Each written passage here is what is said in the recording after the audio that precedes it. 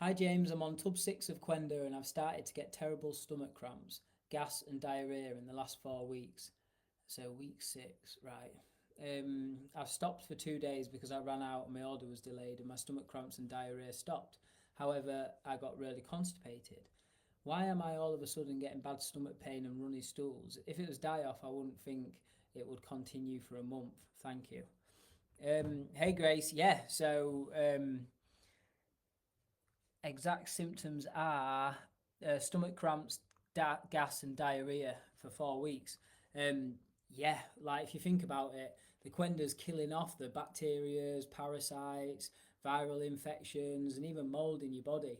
So when that's coming out your body, you can get like diarrhea and a bit of gas. So if you're getting gas, that can be the Quenda killing off the infections, so you get a bit of gas, and then getting like diarrhea, like water in your stools, that shows that you're flushing stuff out. And obviously, you're only on week 6 of like a 3 month protocol, so you're about a month and a bit in now, and you're on the 2 scoops twice a day. So that just shows the Quenda's really clearing you out. Uh, Although you've got stomach cramps and diarrhea, what I can say about stomach cramps and diarrhea actually is give yourself a colonic massage. So search my videos for colonic massage, but you can basically go from the bottom. You can go from the bottom right hand side of your abdomen where your ileocecal valve is, and just follow around where your large intestine is. So it goes from the bottom right of your abdomen up to the bottom left of your large intestine, along to the top,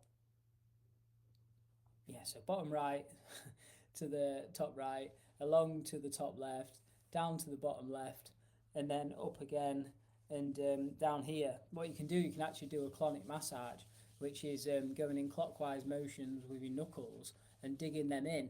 And if you feel like there's any pain there, that's normally where there's trapped wind, or like a stool. So basically, by doing that colonic massage, if you're getting like stomach cramps and wind, it can help get the wind out your body sooner. Because the only thing stomach cramps is trapped wind basically. So you do the colonic massage and move it along, and yeah, it's great that now you're on the 2 scoops twice a day, that your body's clearing out. Keep going on the 2 scoops twice a day because yeah, it needs to get that out. That's why you're on the 2 scoops twice a day for like this 6 to 8 week period, all the way up to week 9, just to make sure that you're getting all these infections out. So the reason why it can start after a month is because, especially if you was constipated before and stuff, you can have a lot of impacted feces built up on the intestinal lining. So what I assume's happened is the impacted feces has all come away now, and now you're getting down to like the parasites underneath. Very simplified way of saying it, but yeah, yeah, loose stools. And basically, what's happening with loose stools, your body's prioritizing excreting the toxins rather than absorbing the water from the stools. So that is a sign that your body's flushing stuff out, which is great. Um, so yeah, it does sound like die off 100%.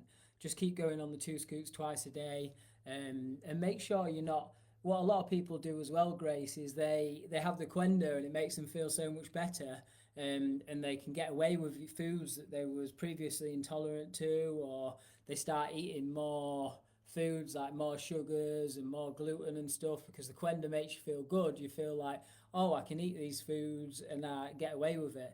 But what I've seen with people is it's very common for them because they've got away with eating that food on one day.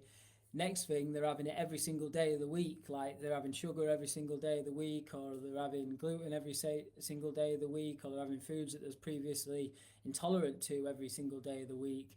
And that could be what's happening as well. So keep an eye on your diet and make sure you're not introducing too much sugars as well. Because yeah, sugars and carbs, certain carbs that are not on the SCD diet can definitely feed infections and give gas as well. So there is that other element to it.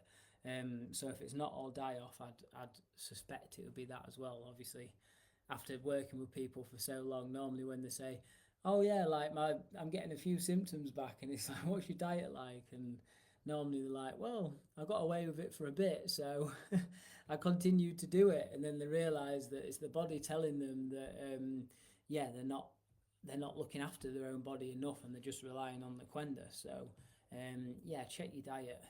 You could be having a bit too much sugars or fermentable carbohydrates that's creating the gas as well, and or something that you're intolerant to. So yeah, check that out as well, Grace. But yeah, it does sound like die off, and or if you're having some foods that you're intolerant to.